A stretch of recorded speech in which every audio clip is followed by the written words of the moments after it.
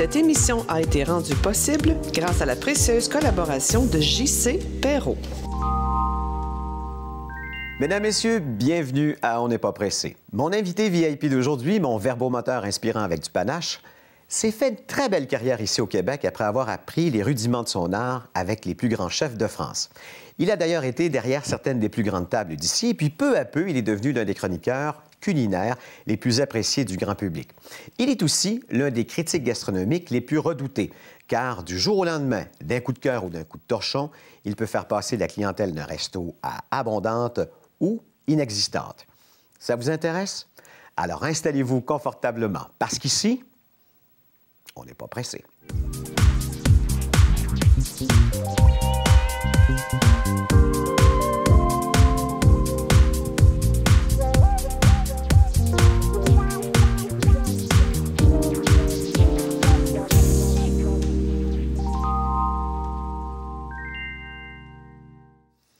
Thierry Derez, merci d'avoir accepté mon invitation au studio. Merci, mon cher Éric, de m'inviter à ton émission. Très gentil. Je t'ai pas connu au début de ta carrière ici au Québec. Qu'est-ce que j'ai manqué? Parce que là, je te connais depuis une dizaine d'années. Ben, c'est ça. Avant ça, j'étais caché, moi. J'étais caché dans les cuisines. Et les chefs, généralement, on les voit pas souvent.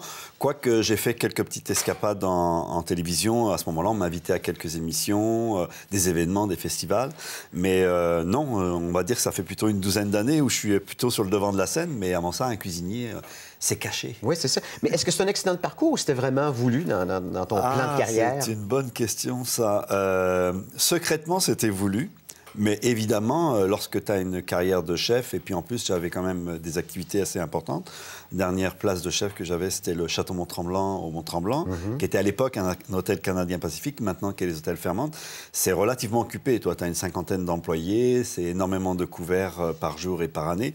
Donc, tu es dans un environnement où tu ne penses pas faire autre chose dans ta vie. Mais j'avais toujours, au fond de moi, cette envie peut-être de communiquer, peut-être pas être obligatoirement devant le devant de la scène, mais les arts et spectacles m'ont toujours intéressé. J'aurais voulu être un artiste, c'est pas ça? Non, mais c'est pas tellement... Non, parce que ma vie aurait très bien pu être en termes de... en arrière de la caméra, tu vois ce que je veux dire. Un plateau de tournage, des émissions, etc. m'ont toujours fasciné. La scène de spectacle, pas obligatoirement pour être dessus, mais dans les coulisses ou dans l'organisation ou je veux dire, tout ce qui entoure ces événements-là, peut-être. Ça a donné que je me suis retrouvé devant la caméra, mais c'était pas prévu, par contre. Ce que je me pose comme question, puis je vous poserai la même question à mon père, qui est un Français lui aussi, qui a immigré ici au Canada, il me demande toujours qu'est-ce qui fait qu'un jour on quitte une aussi belle ville que Brest, c'est là que tu as grandi? Alors, j'étais, moi, dans l'ouest de la France. Je suis né à Angers, donc Angers, la région des châteaux de la Loire, le fameux château d'Angers. Quelle région, en plus! C'est magnifique.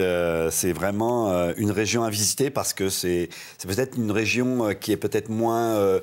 connue peut-être que la région parisienne, la Côte d'Azur, mais ça reste une région très calme, très paisible, très belle, avec ces grandes bâtisses, très culturelle, ces grandes bâtisses majestueuses qui sont maintenant nommées au patrimoine mondial de l'UNESCO. Mais c'est une ville fortifiée. Alors c'est une ville fortifiée, mais bon, bien sûr, ça part de toute la région de Tours jusqu'à Nantes, cette vallée de la Loire, la vallée des Rois et tout, extraordinaire. Et voilà, on décide un jour de partir à l'étranger, d'arriver au Québec. Tu dis à papa, je m'en vais, puis toi, t'es le quoi? Le troisième? Alors, écoute, je suis né dans une famille de cuisiniers, mais c'était les mères, c'était les femmes qui étaient les chefs. C'était pas les hommes? Non, c'était les femmes qui portaient la culotte et le tablier. Et la toque. Et la toque. Et donc, ces femmes de caractère, mon arrière-grand-mère, ma grand-mère et ma mère, avaient cette espèce de volonté et d'énergie qui fait en sorte que tu dois prendre des grandes décisions dans ta vie. Alors moi, je suis parti très jeune de chez mes parents, 14-15 ans. Non, on est aujourd'hui 4 enfants. J'ai 2 frères et une sœur. Et moi, je suis le deuxième de cette famille. Et donc, voilà, je suis parti très jeune faire mon tour de France des bonnes tables, des meilleures tables. Et un jour, une fois, après une dizaine d'années d'avoir fait à peu près le tour de ce qui se fait de mieux, j'ai eu beaucoup de chance. Je me suis dit, pourquoi pas aller à l'étranger? Et le Canada est arrivé dans mon plan de vie par hasard. Et là, on parle en quelle année à ce moment-là? Alors ça, c'était en 1984. Écoute, je vais faire une petite anecdote très courte, mais je suis obligé de le dire parce que je suis arrivé en avril 84 Et je suis arrivé 2 jours avant ce fameux match Montréal-Québec. Dont les gens parlent avec le but d'Alain Côté, c'est non, ça, pas le but. Non, je parle le festival des claques et des taloches qui se sont donnés. Et juste avant la game, les gens m'ont dit, tu vas voir, nous ici, le hockey, c'est un sport national. Tout le monde en mange, c'est beau, c'est spectaculaire, il y a des buts de partout. Et j'ai vu 4 heures de bagarre. Et je me suis dit, mais dans quel pays je suis arrivé? C'est ça leur sport, ils se mettent des branlés. La chimie s'est opérée tout de suite avec le Québec, entre toi et le Québec, ou il a fallu que tu domptes un peu l'environnement? Il n'y a pas eu d'adaptation, j'ai eu beaucoup de chance. Premièrement, je suis tombé je suis arrivé à Saint-Sauveur dans les premiers mois, avant de trouver du travail directement après à Montréal. Et l'Hôtel de la Montagne, dans l'UTC à l'Hôtel de la Montagne, qui a fermé dernièrement et qui va... Donc j'ai clôturé une histoire d'amour avec un établissement extraordinaire, Bernard Ragnaud, qui est un grand hôtelier-restaurateur très connu ici au Québec. Et donc voilà, j'ai été comme très chanceux. Tu sais, des fois, on dit tout le temps qu'on fait sa chance, mais en même temps, il faut que la chance passe si tu veux la prendre. Tu sais. Donc j'ai eu beaucoup de chance. J'ai été très privilégié et j'ai travaillé très fort. Quoi, voilà.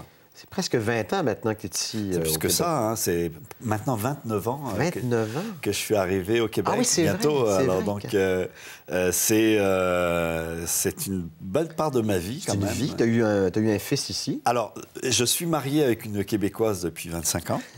Et mon fils, lui, par contre, est né en France. Nous sommes repartis en France pendant quelques années. Et pendant cette période-là, il est né là-bas. Il est arrivé ici à l'âge de 2 ans et demi. Et lui, il est complètement mélangé. Il se sent autant canadien, québécois, français, citoyen du monde. Puis lui, il ne suit pas les traces de papa. Et pas du tout. Non, lui, il a tout compris. Lui, il s'est dit, c'est vraiment un métier de fou. C'est des malades, ces gens-là. Il nous a vu travailler très fort. Et là, il est en communication et politique à l'Université de Montréal. Et ça va très bien. On est très contents. Mais bon, ça peut amener à beaucoup de carrières différentes. Hein. Tu sais qu'on se dit toutes sortes de choses sur les chefs. C'est des divas. Bon, ils gagnent des fortunes. Plus, il travaille des heures de fou. Qu'est-ce qui est vrai dans tout ça? Il travaille des heures de fou et ça, c'est vrai. Oui. Il y a des divas comme dans toute corporation, comme dans tout métier. Ce sont des gens qui vivent sous pression. Il faut comprendre que si on voulait faire une analogie, par exemple, c'est comme un artiste qui va faire un spectacle chaque soir, sauf que généralement, ça arrive 2 fois par jour. Donc, imaginons un artiste qui ferait 2 spectacles par soir, 2 représentations. C'est intense, c'est prenant, c'est un sacerdoce, c'est une vie complètement dédiée au service de l'autre. Ce sont des gens qui, généralement, sont extrêmement généreux parce que tu ne peux pas faire ce métier-là si tu n'es pas extrêmement généreux. Tu donnes à l'autre tout ce que tu aimes. Alors, évidemment, il y a des gens qui font ce métier-là un peu comme moi, je le côtoie ou je le pense, de façon peut-être un petit peu plus sélective. Il y en a d'autres qui font à manger. Tu vois, faire la cuisine et faire à manger, pour moi, c'est 2 mondes différents. Ça répond à des besoins différents. On en a besoin de manger 3 fois par jour. Plus de 80 000 repas dans une vie que vous ferez en moyenne. Donc, c'est quelque chose d'extrêmement important. En temps continu, c'est plus que le temps de faire l'amour, ça. Tu vois, il n'y avait pas pensé, là, mais tu as raison. Moi, j'y pense. Et un petit parallèle rapide. Un petit parallèle rapide, mais tout ça pour dire que c'est extrêmement important, c'est capital manger. Mais il faut que tu m'expliques, c'est quoi la vague en ce moment? Je veux dire, il y a pas... Je tourne pas une station, j'écoute pas une radio, il n'y a pas quelque chose de culinaire, alors que c'était pas le cas il n'y a pas si longtemps. Oui, mais en même temps, à partir du moment où ça fait partie du quotidien de la vie des gens... Oui, mais ça a toujours fait partie du quotidien. Mais là, il y a vraiment... Mais c'est ça. Je crois... Mais peut-être qu'on devrait se poser la question pourquoi c'est pas arrivé avant. Oui, c'est ça. Je crois que peut-être qu'il y a une avalanche, effectivement, d'émissions culinaires, mais en même temps, il y en a un peu pour tout le monde aussi. Il y a des bonnes et des mauvaises, et un peu comme des émissions artistiques ou politiques ou culturelles ou autres. Ou de décoration, etc. Je pense qu'il y en a un peu pour tous les goûts, pour tous les styles. Et c'est bien que la cuisine représente aussi un pan de la télévision au Québec et dans le monde, parce que c'est mondial. Hein. Oui, mais le plus ironique, c'est que beaucoup de gens les regardent et très peu de gens se font en manger. Oui, c'est parce qu'on s'est rendu compte que la cuisine pouvait être un moyen de communication, un plaisir, une détente. C'est un show aussi en même temps. Alors voilà, il y a des émissions qui réunissent tout ça en même temps. Il y en a d'autres qui sont là juste pour donner des conseils et des idées. mais ça reste un divertissement. Et je crois que c'est bien aussi que ça soit un divertissement. Tu sais, les émissions quotidiennes qui montrent à faire la cuisine peuvent rendre service à une clientèle qui ont besoin d'avoir des idées chaque jour. Puis tu as des émissions plus de fin de semaine, ou parce que tu as une clientèle qui vont se faire des repas plutôt la fin de semaine, tu vois.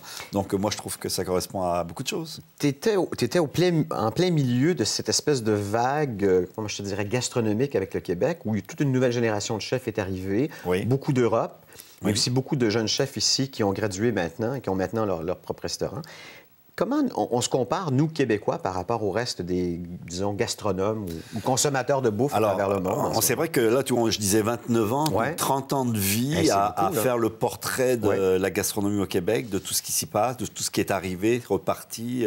Il y a un mélange extraordinaire. Moi, je trouve qu'il y a un talent. On pourrait faire des parallèles avec la chanson, où on voit qu'il y a un talent dans toutes les régions du Québec absolument hallucinant. Ben, c'est pareil ici. Il y a un vrai talent. Les gens sont doués. Je dirais qu'au Québec, si on devait résumer ça, je pense qu'il y a un talent général du peuple québécois. Et ils sont bons dans tous les maudits. Ils sont bons dans les affaires, ils sont bons dans la culture, ils sont bons... Est-ce qu'on s'impose aussi à l'international de plus en plus? Pas encore assez, malheureusement, mais c'est en train de prendre ses cordes. Le problème, c'est pas qu'ils n'ont pas le talent pour le faire, c'est que les structures qui devraient faire la promotion du talent d'ici n'est pas ou en place ou n'a pas misé encore assez là-dessus. Là, je suis en train de me battre un petit peu pour essayer de réveiller un peu les consciences. Je pense que c'est pas parce qu'on n'a pas le talent, c'est parce que là, on se donne pas les moyens de le faire connaître à l'extérieur. Donc, ça prendrait quoi? Il y a un petit réseau, il y a une petite organisation de gens qui ont compris qu'ils ne seraient pas obligatoirement aidés par les institutions ou les structures, qui arrivent à s'organiser ou à faire des mariages avec des festivals dans le monde entier ou des partenariats, etc. Mais par exemple, on a créé un festival Montréal en Lumière, ici, où on fait venir les chefs du monde entier.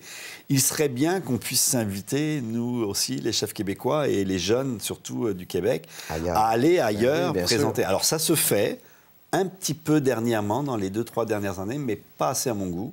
Il faudrait passer la deuxième vitesse, là. Je suis sûr que tu es capable de faire ça toi-même. Disons que je fais partie de ceux qui vont faire en sorte que ça puisse arriver, mais tout seul, je ne peux rien faire, évidemment. Il faut qu'on soit plusieurs.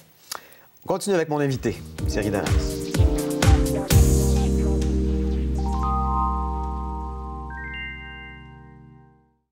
Cinq sujets que tu m'as suggérés, Thierry, et des sujets qui te tiennent à cœur, entre autres. Oui. J'ai mal à ma ville. Tu es un résident de Montréal. Oui, c'est vrai que je suis arrivé au Québec il y a 29 ans. Et je considère aujourd'hui, parce que je fais beaucoup de voyages, parce que je parle et rencontre avec beaucoup de gens, on me demande tout le temps d'où tu viens. Et finalement, la réponse spontanée, c'est Montréal. Donc je suis un Montréalais. Et je trouve que notre ville subit les contre-coups de beaucoup de scandales. Ça, des années, des années, et que c'est une ville extraordinaire, Montréal. Il y a beaucoup d'avantages, il y a beaucoup de choses fantastiques. Elle n'est pas tout à fait mise en valeur comme elle devrait l'être, et j'espère que ça va changer bientôt. Tu parles de la promotion de la gastronomie au Québec. On en a jasé il y a quelques instants. Quelles sont les grandes choses qu'on pourrait faire rapidement, nous, ici au Québec, pour justement exporter notre savoir? Alors, il y a beaucoup de voyages politiques qui sont organisés dans le monde entier par des délégations. Délégations d'affaires, etc. Et je crois qu'on devrait à chaque fois penser à un chef du Québec, un restaurateur, un hôtelier, quelqu'un qui vient de créer des produits du Québec pour faire rayonner justement cette culture gastronomique du Québec à l'international. Parce qu'on le fait pour la mode. Exactement. On devrait le faire pour la cuisine. On le fait pour la culture en règle générale, mais la culture, la cuisine et la gastronomie fait partie de la culture.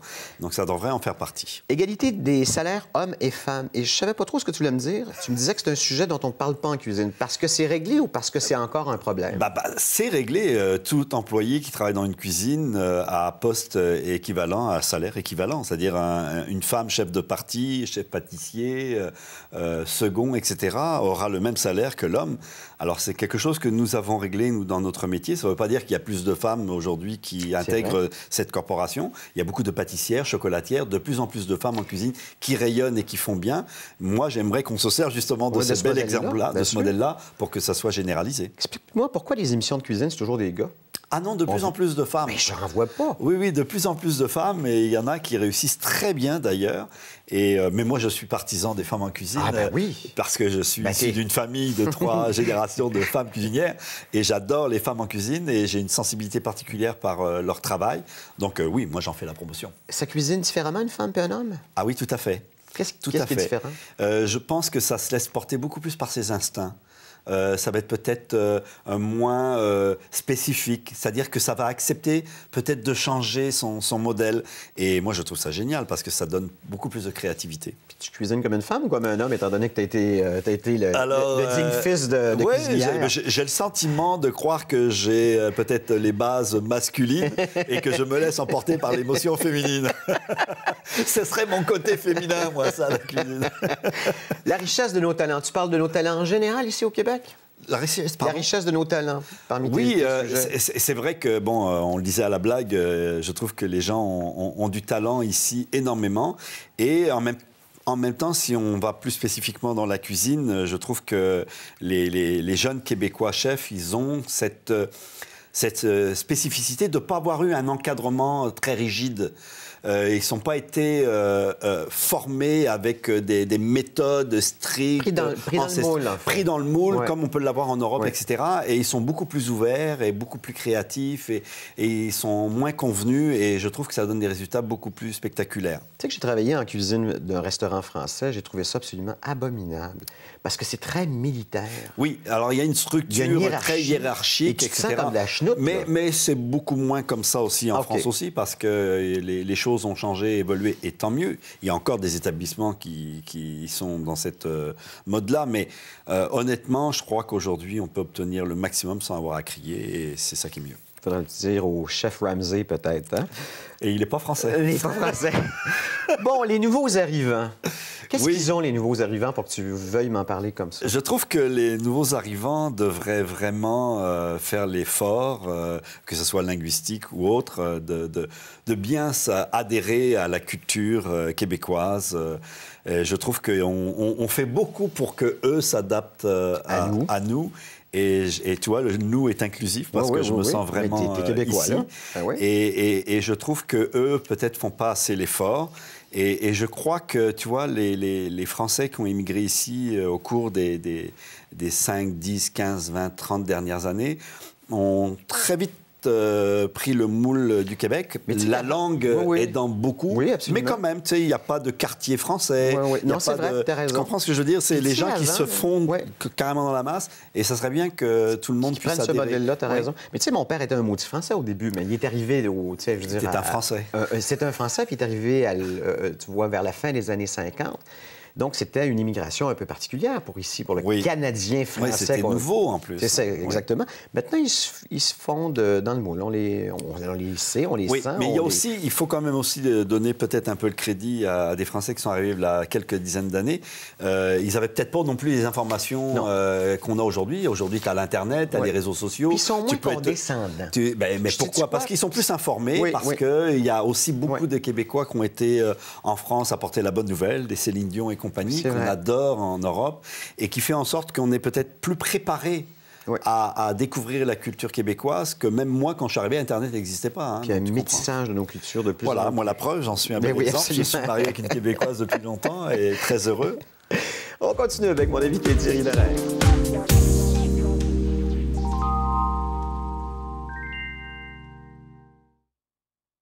Dernier bloc de l'émission, ça a pour nom bon jusqu'à la dernière goutte, c'est-à-dire qu'on essaie de tirer le maximum de jus de nos invités. Tu veux quoi comme recette?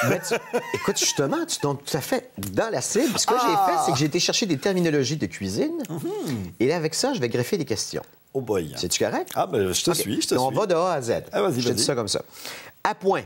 Qu'est-ce qui est tombé à point dans ta vie, Thierry? Je dirais le Québec. J'avais besoin de renouveau. J'avais besoin peut-être d'être stimulé. J'avais fait le tour de la question en Europe et j'avais besoin d'un redémarrage de vie professionnelle. Et l'autre à point, peut-être médium senior. Oui, OK, on va prendre comme ça. C'est lorsque j'ai pris la décision incongrue de changer ma vie complètement il y a une douzaine d'années pour rentrer dans le monde des communications et des médias. Ça aussi, ça a été un renouveau extraordinaire. une espèce de balancier fantastique, justement, qui m'a amené ailleurs. Donc, je suis très content de ces moments-là. Et je suis content de ta réussite parce que tu le mérites en plus. Battre. Quel a été ton plus grand combat, toi, Thierry? Alors, je dirais actuellement, c'est le poids. Avec tout ce que je mange et ce que je bois, c'est l'enfer. T'as une mine absolument incroyable. Je disais, moi, je mange pas, puis regardez, là, je veux dire, ça Oui, non, mais c'est un choix. Je choisis les bons ingrédients, je mange bien. Je suis la preuve que si vous mangez bien, vous aurez l'air. Bon, fait qu'il faut que je mange mieux, c'est pas si pire. Non, mais je dirais, le combat, c'est de combiner justement la famille et le travail. Parce que, effectivement, depuis quelques années, ça va un peu mieux parce que j'arrive à avoir une vie sociale et familiale adéquate pour avoir quelque chose d'épanouissant. Mais c'est clair qu'en tant que chef, de vivre dans les structures que j'étais, moi, en tant que chef dans un restaurant ou dans des hôtels de haut niveau et de haut standard, tu es pris pratiquement 24 heures sur 24 dans du travail qui fait que tu n'as pas de vie, quoi. Alors, le pas de vie m'a beaucoup nuit et il a fallu que je me batte contre cette règle-là pour pouvoir m'accorder du temps aussi à moi et à la famille. Et ça, c'était un bon choix. On va y aller plus en rafale cette fois-ci. Liaison. Quel ingrédient essentiel ça prend pour qu'un couple prenne comme une mayonnaise? Il faut se parler. Oui. Alors, la communication, c'est ce qu'il y a de plus salutaire. Alors, la communication, c'est ce que je pense pour faire une très bonne liaison. Et la liaison du couple, c'est la communication. L'amour aussi. Oui, l'amour. Mais les Français, c'est le sport national, la communication, non? Oui, c'est sûr on nous appelle des verbomoteurs, tu vois. Tu sais de quoi je parle? Oui, absolument. Mortifié. Qu'est-ce qui peut te blesser profondément? Alors, le mépris, la condescendance, l'ignorance, tout ça, ce sont des choses qui peuvent blesser. Je trouve aussi que les gens les font parfois, mais sans s'en rendre compte. Quand ils s'en rendent compte, c'est pire, évidemment, mais quand ils s'en rendent compte, ça arrive à passer un peu plus vite. Et s'ils s'excusent, c'est quand même pas si pire. S'ils s'excusent, ça, c'est correct. C'est ça. Piqué. Quand as-tu piqué ta dernière colère? Ça fait un moment quand même. On parle de jours, de mois? Non, ça fait un moment. Non, je pique pas des grosses colères. Ça va se... j'en ai piqué effectivement des grosses colères. Je suis un sanguin, je suis un bouillant. Alors donc je peux piquer des grosses colères, mais non, j'arrive à être un petit peu plus cool. OK. Ouais. Réduire. Qu'est-ce que tu dois faire moins? Des heures de travail. J'aurais pu te souffler la réponse. Oui, je pense que... Non, c'est ça. Je suis un intense, je travaille fort et je compte pas mon temps et pour faire le travail passionnément comme je le fais actuellement. C'est sûr que les gens, ils voient pas ça comme un travail, mais il y a en arrière du front... Et des heures investies. Et les heures sont considérables. C'est beaucoup, beaucoup de temps. Bon, saisir. Qu'est-ce que tu saisis mieux de la vie maintenant? Que je devrais prendre du temps pour moi, et c'est ce que j'ai fait dans les 2-3 dernières années. Donc, je m'accorde des moments de calme et de repos. Et là, je suis dû... On appelle ça la maturité. Hein, oui, c'est ça, je m'assagie avec l'âge. C'est très, très bien. Tourner. À quoi as-tu définitivement tourné le dos? J'ai définitivement tourné le dos à la cuisine proprement dit, dans le quotidien, voilà, professionnellement. Je ne pense pas retourner un jour... à officier comme chef dans un établissement, peut-être comme consultant, peut-être comme cadre d'encadrement, peut-être comme conseiller, des trucs comme ça. Peut-être que je peux avoir des partenariats un jour, mais vraiment comme exécutant, je l'ai fait pendant 26 ans de ma vie. C'est carrément une carrière pour certaines personnes, ça. Oui, mais ça. Donc, non, j'ai donné là. Et dernière, avec Z, zesté. Qu'est-ce qui met du zeste dans ton existence?